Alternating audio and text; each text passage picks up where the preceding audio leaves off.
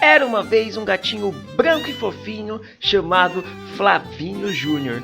Ele morava numa casinha feita de flores e folhas, bem no cantinho da floresta encantada. Flavinho acordou bem cedinho naquele dia, espreguiçou suas patinhas e disse: "Hoje eu quero viver uma nova aventura!" Ele colocou o seu chapeuzinho de explorador e chamou seus melhores amigos. O pintinho Popó, que é um pintinho amarelinho que adora pular nas poças. A girafinha Lili, muito elegante e sempre curiosa. Ah, tinha também o cachorrinho Bolinha, sapeca, carinhoso e muito corajoso. Vamos procurar o Lago do Arco-Íris.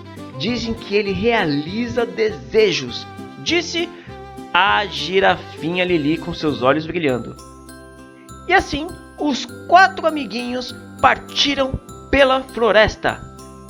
No caminho, encontraram borboletas coloridas, árvores falantes e até um esquilo cantor. O pintinho Popó caiu numa folha escorregadia e todos riram de tanto que quase esqueceram a missão. Vocês acreditam? De repente, viram uma folha brilhando entre as árvores. Era o Lago do Arco-Íris. Flavinho se aproximou e fez um desejo. Eu desejo que todos os meus amigos sejam sempre felizes.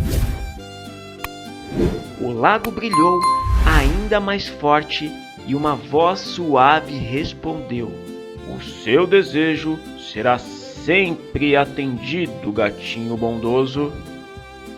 Para comemorar, eles dançaram uma musiquinha divertida, pularam nas bolhas mágicas do lago e deram muitos abraços.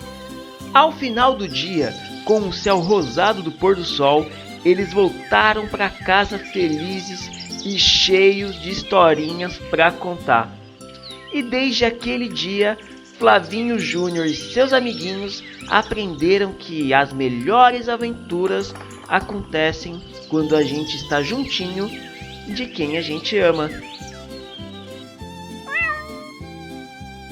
Para mais vídeos como esse, inscreva-se no canal.